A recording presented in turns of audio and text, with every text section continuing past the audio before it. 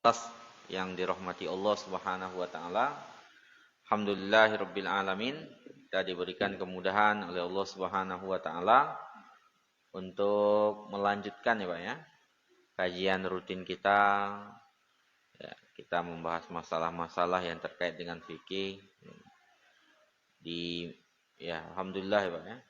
Di malam hari ini di bulan Sya'ban 3 bulan lagi ya, 3 minggu lagi, 3 sahabatnya dan para pengikutnya sampai akhir kelak. Di malam maghrib ini kita membahas ini Pak ya, hukum orang yang meninggalkan sholat atau tarikus sholat. Hukum orang yang meninggalkan sholat. Tarik itu artinya bukan narik ya, tapi tarik itu meninggalkan. Meninggalkan sholat. Gimana hukumnya dalam Islam Pak? Seseorang yang meninggalkan sholat.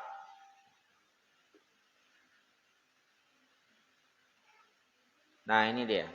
Jadi orang kalau meninggalkan sholat karena juhudan Pak ya. Juhud itu artinya mengingkari. Jadi ada orang yang nggak sholat itu Pak karena berdasarkan keyakinannya sholat itu nggak wajib. Ya. Jadi kalau ada orang yang berpandangan bahwasanya sholat itu tidak wajib. Sholat 5 waktu maksudnya. Ya. Jadi dia berpandangan sholat 5 waktu itu nggak wajib. Maka walaupun dia sholat Pak, itu dianggap keluar dari Islam. Ya. Jadi seseorang yang mengatakan sholat itu nggak wajib. Jadi katanya sholat nggak wajib. Jadi kemudian dia tetap sholat. Walaupun dia tetap sholat maka tetap dianggap keluar dari Islam. Pak ya, kufur. Hukumnya menyelisih ijma' kaum muslimin. Kenapa? Karena dia rusak mulai dari pemikirannya Pak. Itulah bahayanya pemikiran itu ya. Pemikiran itu berbahayanya lebih ini ya. Lebih luar biasa.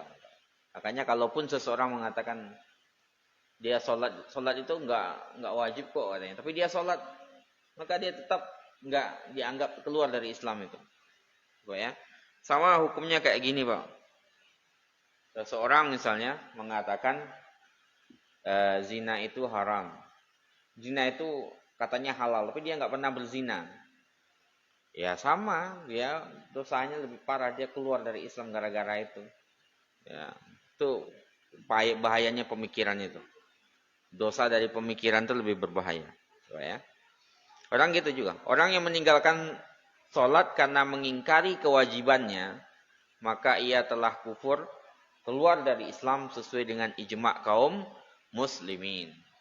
Dan jikalau ia malas-malasan nih Pak, sok sibuk, banyak pekerjaan, maka banyak hadis, ini ada khilaf di kalangan para ulama sebenarnya. Ada perbedaan pandangan di kalangan para ulama kalau orang yang malas-malasan. Tapi banyak hadis menjelaskan perbuatannya kufur. Bahkan ada kewajiban untuk diterapkan kepadanya hukum al-qatl. Al-qatl itu sengaja saya tulis al-qatl Pak, karena bahasanya agak keras nih. Bahasanya itu boleh ditumpahkan darahnya. Tapi kan itu dalam pemerintahan Islam ya. Tapi itu sebenarnya cukup bagi seseorang untuk tidak meninggalkan sholat itu Pak. Jadi kalau seandainya dia meninggalkannya malas-malasan, itu para ulama berbeda sebenarnya. Tapi kalau yang Syekh Sabik di sini mengatakan ya, banyak dalil menunjukkan kekufurannya. Tapi nanti ada di pembahasan selanjutnya, mazhab lainnya mengatakan itu tidak sampai keluar dari Islam. Kalau malas-malasan. Kalau yang mengingkari, walaupun dia sholat itu keluar dari Islam. Jadi dia mengingkari sholat itu nggak wajib, subuh itu nggak wajib katanya. Nggak ada dasarnya dari sunnah. Cuman dijelaskan sholat doang, nggak ada subuh zuhurnya gitu. Kalau dia mengatakan begitu, dia keluar dari Islam gara-gara itu. Ya. Kalau orang yang malas-malasan, para ulama berbeda pendapat. Ya. Tapi kalau Syekh Said Sabik ini beliau menegaskan karena memang banyak hadis yang menunjukkan kekufurannya di situ. Dan wajib diterapkan padanya hukum qatl. Hukum qatl sengaja saya tulis al-qatl itu. Ya karena dalam bahasa kitab artinya qatl itu ya dihilangkan nyawanya itu Pak ya. Tapi menghilangkan nyawanya itu ya pemerintah, nggak bisa kita sendiri-sendiri. Sendiri-sendiri nggak boleh, bahaya nanti ya. Hadis-hadis yang menjelaskan kekufuran seseorang yang meninggalkan sholat. Ada hadis mengatakan bainar rajuli wa bainal kufri tarkus shalah. Antara seseorang dan di antara kekufuran itu meninggalkan sholat. Jadi batas antara seseorang dengan sholat dengan apa? Dengan sholat itu, dengan kekufuran itu meninggalkan sholat. Artinya ketika seseorang meninggalkan sholat dia masuk ke dalam wilayah kekufuran. Maksudnya di situ ya Pak ya. Jadi bainar rajuli di antara seseorang wa bainal kufri dan di antara kekufuran batasnya itu meninggalkan sholat. Artinya ketika seseorang sudah meninggalkan sholat apalagi dengan mengingkari kewajibannya yaitu sudah disepakati oleh para ulama keluar dari Islam yang sengaja mengingkari kewajibannya. Kalau yang malas-malasan nanti masih ada perbedaan. Tapi para ulama berbeda mengenai statusnya sebenarnya cukup untuk dia itu ya. Para ulama saja berbeda mengenai statusnya dia muslim atau enggak muslim itu seharusnya dia udah merasa hina di situ sebenarnya. Gitu ya. Apalagi kalau sampai ada yang mengatakan keluar dari Islam itu lebih parah lagi gitu ya. Seharusnya lebih malu lagi, lebih malu gitu ya. Jadi bainar rajuli wa bainal kufri tarkus shalah. Antara batas antara seseorang dengan kekufuran itu adalah meninggalkan salat. Kemudian hadis kedua, Pak. Ya, al-ahdul ladzi perjanjian ya atau ikatan antara kita dengan mereka adalah salat. Ya, al-ahdul ladzi ya ikatan antara kita dengan mereka as-shalah adalah salat. Faman tarokaha siapa yang meninggalkan salat itu faqad kafara maka dia sungguh telah kafir. Ya, bahasanya jelas banget itu Pak ya. Tapi sebagian mengatakan kufur di sini bukan kufur dari Islam tapi kufrun duna kufrin atau kufrun nikmat ya, kufur nikmat ya. Tapi ada perbedaan pandangan di kalangan para ulama mengenai kekafiran ini Pak. Tapi itulah sekali lagi tadi bahwasanya berbedanya para ulama itu sebenarnya cukup bagi seorang yang meninggalkan sholat bahwasanya dia dikeragui statusnya sebagai seorang muslim gitu. Para ulama berbeda statusnya sebagai muslim, yaitu sudah cukup sebenarnya bagi dia untuk tidak meninggalkan sholat. Apalagi kalau sampai ada sebagian mengatakan kufur itu gimana lagi mau mengaku di hadapan Allah Ta'ala sebagai seorang muslim gitu ya. Jadi meninggalkan itu mendekati kekufuran Pak ya. Terus sebagian mengatakan ya kufur beneran keluar dari Islam. Ya na'udzubillah min zalik.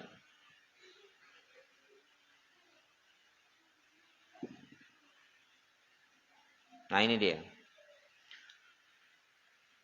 Suatu hari Pak ya, sedang bercerita tentang sholat. Kemudian beliau bersabda, man hafadhu 'alaiha, siapa yang menjaga sholat itu, ya, kanat lahu nuran, maka dia memiliki cahaya, ya, wa burhanan, ya, bukti, wa najatan dan keselamatan yaumal qiyamah pada hari kiamat. Jadi siapa yang menjaga salat itu maka dia memiliki cahaya, memiliki bukti, keterangan dan keselamatan pada hari kiamat. Wa man lam yuhafiz 'alaiha, siapa yang enggak menjaga salat sama sekali, enggak ada cahaya, enggak ada burhan itu bukti dan tidak ada keselamatan. Wa kana yaumal qiyamati, pada hari kiamat dia akan dikumpulkan bersama Qarun, ma'a Qarun, sama Qarun wa Fir'aun, wa Haman dan Ubay bin Khalaf. Ya. Ubay bin Khalaf itu yang apa namanya? Yang merendahkan Nabi di kalangan Quraisy itu, ya, para tetua Quraisy Pak ya, Ubay bin Khalaf. Yang membanggakan perdagangannya, merasa hebat dengan perdagangannya itu. Ya di sini dijelaskan ya Pak ya. Orang yang meninggalkan sholat itu ya bersama pembesar. Para pembesar orang-orang kafir di akhirat kelak ya Pak. Fir'aun. Kita tahu Fir'aun siapa. Qarun juga orang kaya yang dibenamkan oleh Allah Subhanahu wa taala sehingga ada namanya istilahnya harta karun Pak. Harta karun itu ya Qarun itu. Orang kaya di zaman Nabi Musa. Ya. Ada Haman itu menterinya Fir'aun. Menteri besarnya Fir'aun. Dan Ubay bin Khalaf itu pedagang di zaman Nabi yang suka merendahkan Nabi, merasa bangga dengan banyak hartanya itu. Ya. Jadi itu Pak. Jadi orang yang meninggalkan sholat, ya otomatis mereka tidak ada cahaya. Cahaya sholat itu nggak ada. Sebelumnya pernah kita jelaskan orang yang sholat itu dari wudhunya saja ada nanti tanda bahwasanya dia sholat Pak. Makanya kita diperintahkan untuk memanjangkan wudhu dahulu. Ya, burron muhajjalin, lewat dari siku, lewat dari mata kaki. Jadi meninggalkan sholat, gitu akibatnya. Jadi Ibnu Qayyim menjelaskan bahwa orang meninggalkan sholat bisa jadi karena hartanya atau kekuasaannya atau jabatannya atau perdagangannya. Biasanya kan gitu Pak. Kadang-kadang kita lagi sibuk dagang, azan berkumandang, kemudian ditunda-tunda. Nah, tunda-tunda akhirnya waktunya lewat. Ya. Padahal yang memberikan rezeki itu ya Allah juga. Kan gitu Pak. Kita yang diberikan rezeki kan Allah Subhanahu wa taala. Terus kita tunda-tunda sholat untuk mencari rezeki. Padahal yang ngasih rezeki Allah, yang manggil Allah kan gitu kira-kira. Itu kan kita berarti ya tidak menjaga adab dengan Allah Subhanahu wa taala. Itu gara-gara dagang, harta, jabatan juga merasa hebat di situ. Kalau dia merasa hebat Pak ya, kekuasaan. Semuanya dicontohkan di situ. Fir'aun dengan kekuasaannya, Korun dengan hartanya, Haman dengan statusnya karena dia menteri besar, apa-apa tuh di tangan kanannya Fir'aun tuh ya Haman itu. Ubay bin Khalaf dengan perdagangannya. Jadi nggak ada alasan kita sebenarnya untuk meninggalkan sholat, apapun alasannya. Apalagi bagi laki-laki. Kalau perempuan masih ada haid dan nifas. Laki nggak ada ya Pak ya. Laki kan harus sholat itu. Sholat tepat pada waktunya. Nah, kalau bisa itu tepat waktu, di awal waktu. Kemudian hadis riwayat lainnya dari Abdullah bin Syafiq al-Mu'akili Pak ya. Karena ashabu Muhammadin sallallahu alaihi wasallam ya. Dahulu para sahabat Nabi sallallahu alaihi wasallam la yarawna syai'an minal a'mali tarkahu ya, minal a'mali ya, tidak memandang sesuatu pun dari amalan tarkuhu kufran ya, meninggalkannya itu kekafiran wa shalah, selain salat. Jadi amalan yang lainnya tidak dianggap kekufuran, tapi salat dianggap sebuah kekafiran. Apa ya? Salat itu. Kayaknya pentingnya kita tuh menjaga salat. Kemudian ada riwayat dari Muhammad bin Nasr al-Marwazi. Ya. Saya mendengar Ishaq berkata, apa katanya? Ishaq bin Rahawah ini ya dari kalangan tabi'in. Sahha anin Nabi sallallahu alaihi wasallam sahih. Riwayat dari Nabi sallallahu alaihi wasallam menjelaskan anna tarikas salati, bahwasanya orang yang meninggalkan salat kafirun. Ya, kafir. Itulah ya. Makanya kerasnya pandangan para ulama seharusnya membuat kita takut untuk meninggalkan atau mengabaikan sholat itu seharusnya. Ya. Bahkan ulama berpandangan semenjak zaman Nabi orang meninggalkan sholat tanpa uzur sampai habis waktunya maka dia dianggap sebagai ya kafir ketika itu. Makanya kita ya, jagalah sholat itu. Penting untuk menjaga itu. Penting kita berdoa agar anak keturunan kita menjadi orang yang mendirikan sholat. Ya. Karena doanya Nabi Ibrahim juga begitu. Doanya Nabi Ibrahim berharap anak keturunannya Nabi mendirikan sholat. Sebelumnya kita baca itu. Rabbana liyuqimus sholat. Ya Allah jadikanlah mereka orang-orang yang mendirikan sholat. Karena sholat itu penjaga kita Pak. Ya, sholat kita itu yang menjaga kita. Kalau nggak sholat aja kita berbuat keburukan ya. Apalagi sholat aja masih berbuat keburukan tapi nggak sholat sama sekali. Makanya apapun yang kita lakukan, keburukan yang kita lakukan, sholat itu obatnya. Ya. Lakukan sholat itu. Walaupun kita mungkin tidak banyak dosa atau apa, sholat tetap harus dijaga. Karena itu yang penjaga kita. Ini riwayat juga dari Umar, Abdurrahman bin Auf, Muaz bin Jabal, Abu Hurairah dan para sahabat lainnya. Ini riwayat mereka mengatakan, anna man taraka sholata fardin ya, wahidatan muta'ammidan, orang yang meninggalkan sholat fardu satu saja, muta'ammidan secara sengaja, hatta yakhruj waktuha, sampai selesai waktu sholat itu, fahuwa kafirun murtad gitu ya. Maka dia dianggap ya, kafir dan murtad. Itu Pak. Ya keras Pak ya. Memang begitu.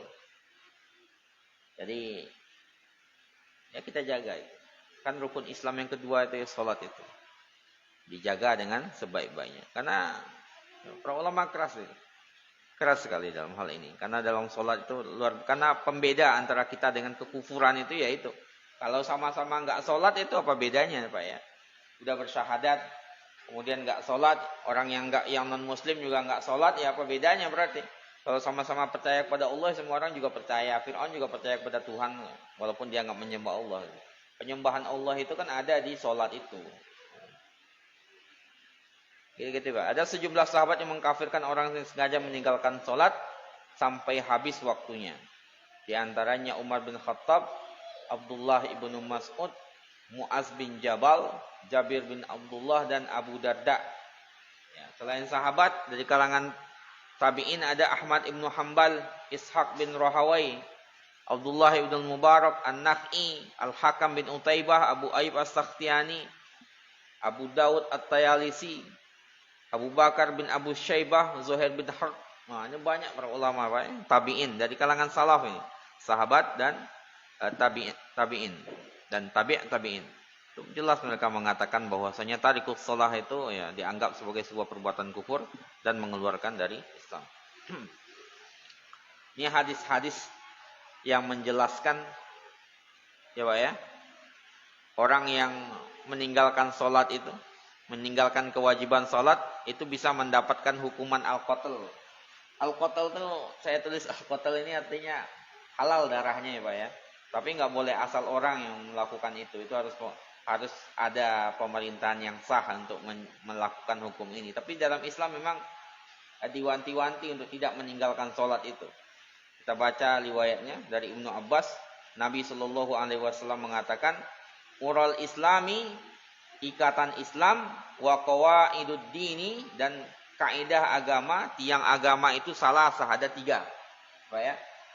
Ikatan Islam dan kaidah agama itu ada 3. Alaihinna ususul Islam. Di 3 hal inilah dasar Islam itu berdiri. Man taraka wahidatan minhunna, siapa yang meninggalkan salah satu dari 3 tiang tadi, 3 ikatan Islam tadi, maka fahuwa biha kafirun.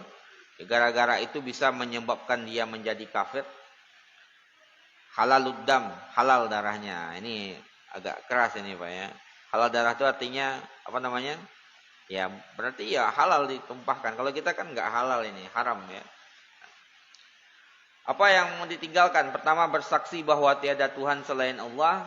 Kemudian salat fardu. Kemudian puasa Ramadan.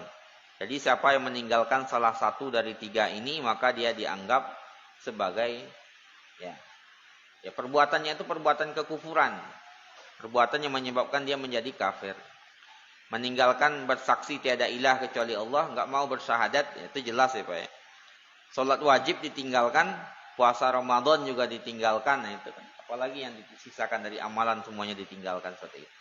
Ntar lagi kita mau masuk Ramadan ya Pak ya. 3 minggu lagi ya, insyaallah. Kemudian dalam hadis lainnya dikatakan man taraka minhunna wahidah, ya, wahidatan. Siapa yang meninggalkan salah satu dari 3 tadi, tidak bersyahadat, ya. Salat juga tidak dijalankan. Kemudian puasa Ramadan juga tidak, salah satunya aja, maka dia dianggap billahi kafirun, dianggap kufur kepada Allah, wala yaqbal minhu sorfun, tidak diterima tindakan perbuatannya, wala adlun, sikap adilnya juga enggak diterima, waqad halladamuhu wa maluhu, dan halal darahnya dan hartanya. Artinya pemerintah bisa ngambil, kalau pemerintah secara Islam yang bisa ngambil hartanya itu karena udah halal. Ya. Makanya diminta tobat ya Pak ya. Orang yang meninggalkan sholat itu diminta tobat sama pemerintah dulu. Kalau nggak mau juga baru diterapkan hukum pada dia. Hukum layaknya orang murtad. Sebagian ulama mengatakan seperti itu. Ini juga Pak. Ya. Riwayat dari Ibnu Umar. Umirtu, saya diperintahkan, ya, saya diperintahkan an uqatilan nasa, untuk memerangi. Memerangi ini artinya Pak ya, manusia, hatta syahidu, sampai mereka bersaksi alla ilaha illallah, bahwasanya tidak ada ilah kecuali Allah, wa anna muhammadar rasulullah, bahwasanya Muhammad Rasulullah. Jadi saya diperintahkan untuk ya memerangi orang-orang seperti itu sampai mereka bersaksi bahwa tiada ilah kecuali Allah, Muhammad Rasulullah sallallahu alaihi wasallam, wa yuqimus salata, mereka menegakkan salat, wa yu'tuz zakata, mereka menunaikan zakat. Fa idza fa'alu zalika, kalau mereka sudah bersyahadat, mereka sudah salat, mereka sudah menunaikan zakat ya Pak ya, asamu minni dima'ahum, maka darah mereka terjaga dariku, artinya enggak boleh diganggu gugat harta mereka, enggak boleh diganggu darah mereka ya. Asamu minni, mereka menjaga dariku harta mereka, wa amwalahum, dan harta mereka, kecuali dengan hak Islam. Hak Islam itu artinya apa? Mereka membunuh baru boleh, mereka baru tegak hukum qisas berarti. Gitu ya. Mereka mencuri berarti tangannya dipotong, itu hak Islam namanya Pak. Wa hisabuhum 'alallahi, ya, dan hisabnya kepada Allah Subhanahu wa taala. Ya, seperti itu hukumannya Pak. Kemudian riwayat ketiga, ini banyak riwayat sebenarnya, tapi beberapa di antaranya yang disampaikan di sini. Ya. Riwayat Ummu Salamah, innahu yusta'malu alaikum umara'u, ya. Akan digunakan, akan dipimpin kalian oleh para amir-amir, fata'rifuna wa tankiruna, yang kalian akan menyetujui mereka dan mengingkari. Kalian akan dipimpin oleh para pemimpin-pemimpin yang kalian menyetujui mereka dan mengingkari mereka. Paman kariha, siapa yang tidak suka, faqad bari'a, maka dia sungguh sudah bebas, ya, sudah lepas. Waman angkara, ya, siapa yang mengingkari, faqad salima, artinya dia selamat. Ya. Kariha artinya apa? Enggak suka kepada mereka, ya, yang jelek-jeleknya itu, yang tidak suka dengan yang jelek-jelek itu, maka dia sudah bebas, artinya enggak ada hubungan dengan keburukan itu. Waman angkara, siapa yang mengingkari langsung, maka dia sudah selamat. Walakin man radiya wa taba'a, ya, tetapi orang yang ridha dan mengikuti. Para sahabat bertanya, ya Rasulullah, wahai Rasulullah, ala nuqatilahum, kenapa kita tidak memerangi mereka? Rasulullah menjawab, la ma sallu, selama mereka masih salat. Artinya pemimpin yang buruk itu ya tidak diperangi selama mereka masih salat itu Pak ya. Karena salat itu menjadi ukuran dia masih muslim itu. Dia masih muslim. Ke sana arah pembahasannya. Nah. Balik lagi ya. Nah, ini juga ya hadis berikutnya. Hadis panjang ini Pak ya.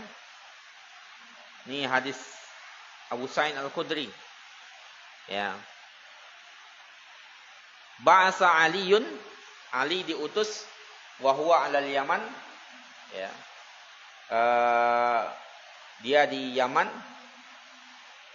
ila Nabi sallallahu alaihi wasallam, pada Nabi sallallahu alaihi wasallam,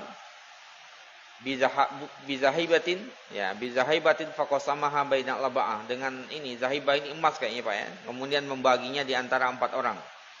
Faqala rajulun, seseorang mengatakan, ya Rasulullah, wahai Rasulullah, ittaqillah, wahai Rasulullah, bertakwalah kepada Allah Subhanahu wa taala. Jadi seorang laki-laki ketika dibagi, ya, dia mengatakan, ya, takutlah engkau kepada Allah wahai Muhammad.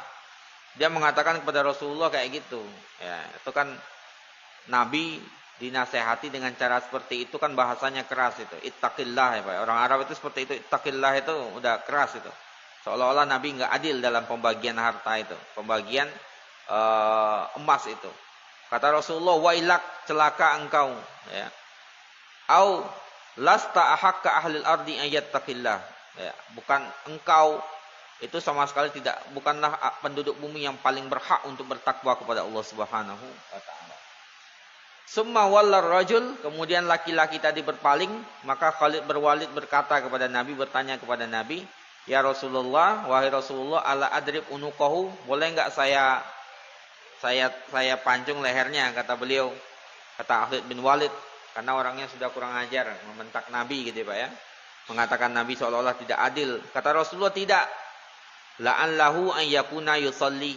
Ya enggak usah, barangkali dia itu salat, artinya dia mukmin gitu. Muslim, dia masih salat di situ.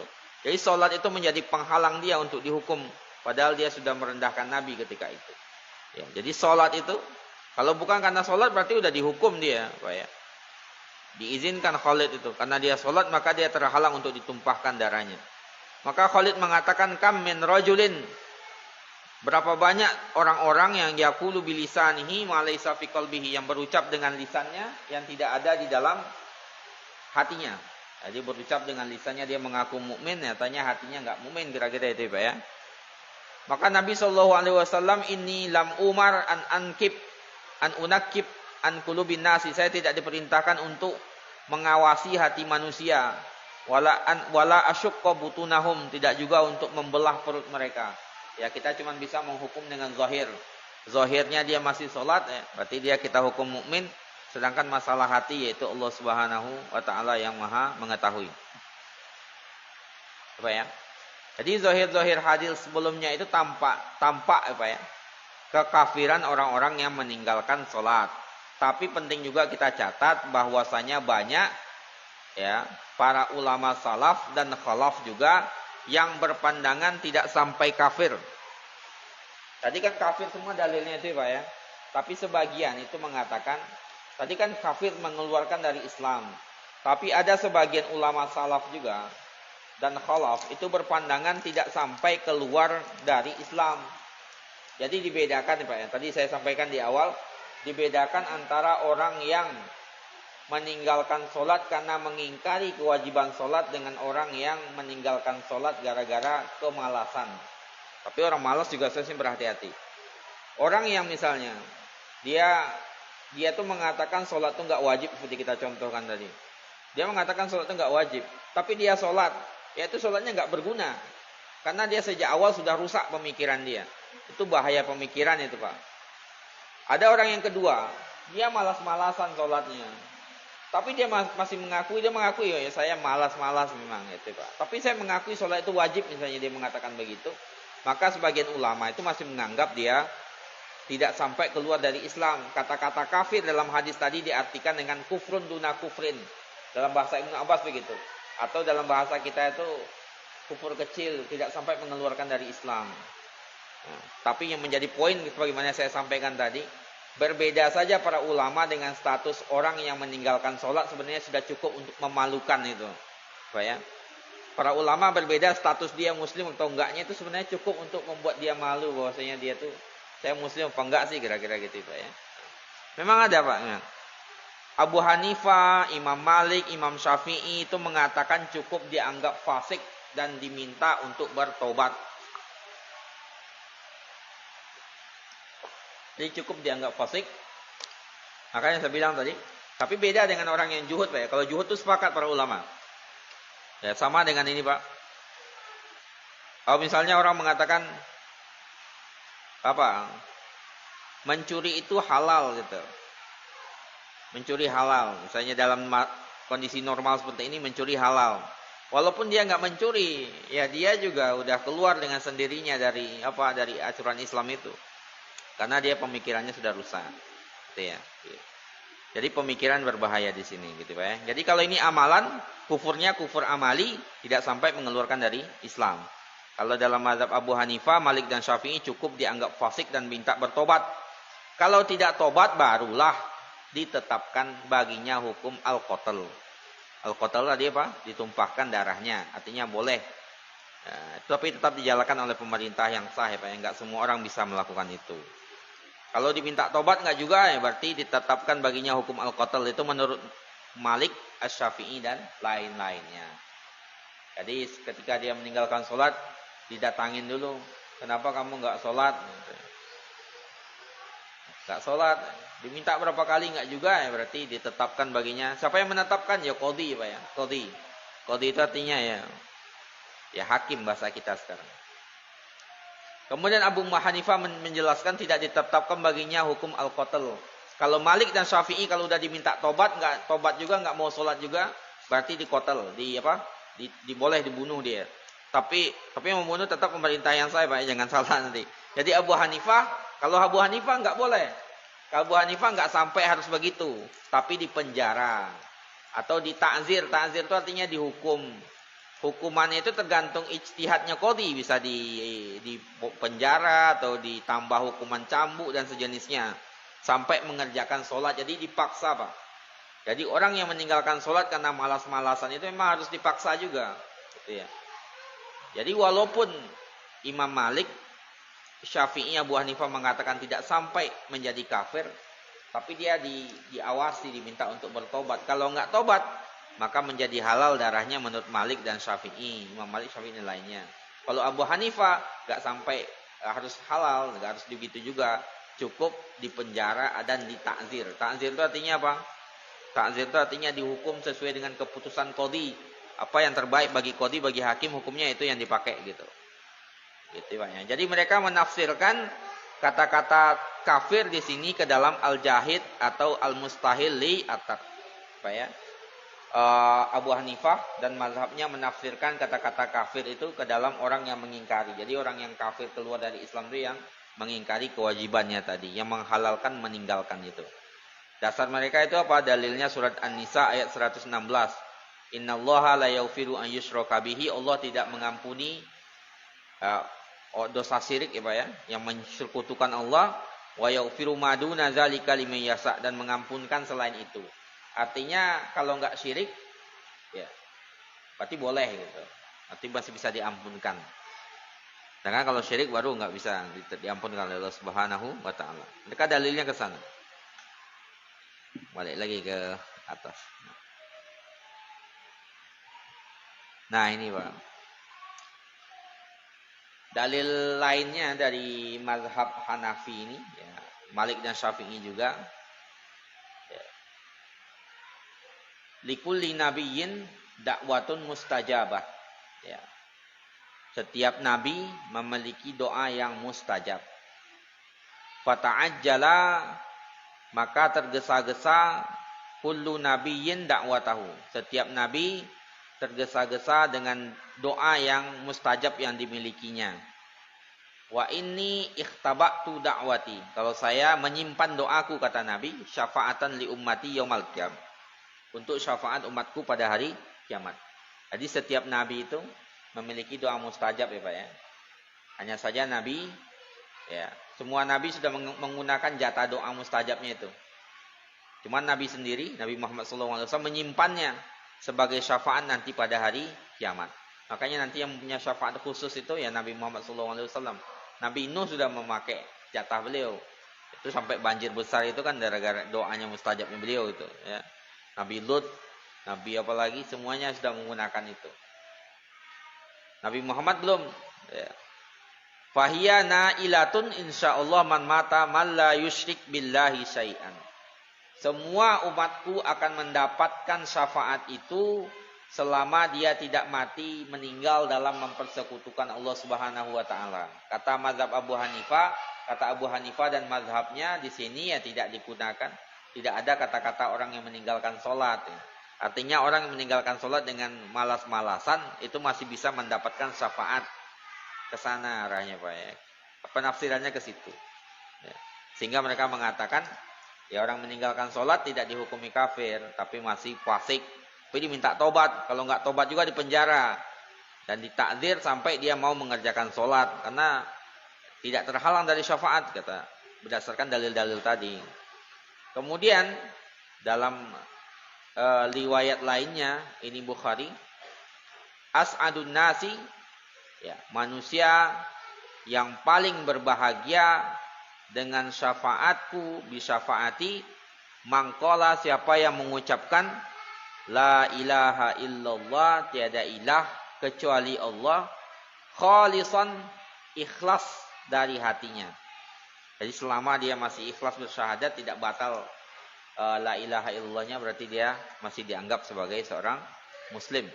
Jadi untuk hukum orang sholat ini memang ada dua ya Pak ya, perlu diperhatikan itu. Pertama, kalau orang yang meninggalkan, kita ulang lagi ya, orang yang meninggalkan sholat karena dia mengingkari kewajibannya, walaupun dia sholat, ya Pak ya, maka dianggap sebagai kafir, keluar dari Islam dia. Karena dia kufurnya kufur i'tiqadi namanya. Kufur i'tiqadi, kufur keyakinan. Dia menentang hukum Allah namanya. Jadi kufur i'tiqadi itu otomatis itu, Pak. Kalau kufur amali, ya itu tadi. Kufur amali dia mengakui sholat itu wajib. Dia tahu sholat itu wajib. Wajib nggak sholat? Ya wajib sholat itu. Tapi dia malas-malasan, itu namanya kufur amali, kufur dalam amalan. Maka para ulama berbeda pandangan. Pandangan pertama, dan ini yang paling keras yang kita baca tadi, hadis-hadis itu ditafsirkan ke situ, bahwasanya mereka juga sama dengan yang pertama, menjadi kafir keluar dari Islam. Tapi sebagian lainnya mengatakan seperti Malik, Syafi'i, Abu Hanifah tadi, Imam Malik, Imam Syafi'i, Abu Hanifah tidak sampai keluar dari Islam. Cuman dikatakan fasik dan diminta tobat. Kalau enggak tobat juga bagi Imam Malik dan Imam Syafi'i berarti baru boleh dianggap sebagai ditumpahkan darahnya. Artinya boleh ditetapkan baginya hukuman mati itu, Pak ya. Kalau bagi Abu Hanifah enggak harus dihukum mati, cukup dipenjara atau ditakzir. Ditakzir bisa didenda, bisa ditambah penjaranya, masa penjaranya, atau diasingkan itu bisa juga, Pak. Itu takzir namanya. Tergantung keputusan qadhi. Sampai dia mau mengerjakan sholat. Nah, itu Pak. Jadi perbedaannya di situ. Makanya penting kita memperhatikan antara kufur i'tiqadi dengan kufur amali. Semuanya berlaku begitu, Pak. Makanya bahayanya cara berpikir itu penting itu. Makanya cara berpikir itu penting kita Islamkan juga ya, Pak ya. Cara berpikir itu perlu juga diislamkan. Kan dosa orang yang berpikir sesat itu lebih parah daripada orang yang berpikir ini, Pak. Kalau dalam konteks sekarang itu misalnya kita tadi contohkan dengan perbuatan zina itu, Pak. Ya. Orang yang mengatakan ya tidak apa-apa misalnya hubungan yang tidak jelas di luar nikah itu nggak apa-apa, halal gitu. Walaupun dia sendiri tidak melakukan itu, ya dia keluar dari Islam gara-gara pemikirannya itu, walaupun dia sendiri itu mengatakan. Atau dia mengatakan bolehnya seorang muslimah menikah misalnya dengan non muslim, padahal kan nggak boleh dalam Islam, ya. Jelas ayatnya. Dia mengatakan itu halal, ya berarti dia kufur dengan pemikirannya itu. Karena dia kufurnya kufur i'tiqadi, pemikiran. Dalam akalnya ini udah rusak gitu. Sedangkan kalau kufur amali ya tidak sampai segitu. Jadi walaupun dia mengatakan khamar itu, saya yakin khamar itu haram, tapi dia nggak bisa menahan hasrat dirinya untuk minum khamar misalnya. Itu kufurnya amali, Pak. Tidak sampai keluar dari Islam, tapi memang perlu dihukum cambuk kayak hukum-hukum yang ada dalam Islam itu, hukum had ya, 40 kali cambuk tuh. Jadi kufur amali dengan kufur i'tiqadi dibedakan. Kufur i'tiqadi itu paling bahaya. Walaupun dia tidak melakukan tapi pemikirannya bahaya, itu bahaya. Tapi kalau kufur amali dia sendiri saja. Tidak sampai mengeluarkan dari Islam. Sholat juga gitu, Pak. Kalau ada yang meninggalkan sholat, maka kita tadi itu. Para ulama berbeda tentang dia saja, itu sudah cukup untuk membuat dia seharusnya tidak meninggalkan sholat. Para ulama berbeda statusnya. Dia muslim atau enggak itu cukup untuk bagi dia untuk ini, Pak ya, untuk tidak mau lagi meninggalkan sholat. Baik, Pak ya, kita cukupkan demikian. Insyaallah pertemuan selanjutnya kita lanjutkan lagi ya. Masih terkait dengan sholat insyaallah. Kita tutup dengan doa kafaratul majelis. Subhanakallahumma wa bihamdika asyhadu an la ilaha illa anta astaghfiruka wa atubu ilaik. Assalamualaikum warahmatullahi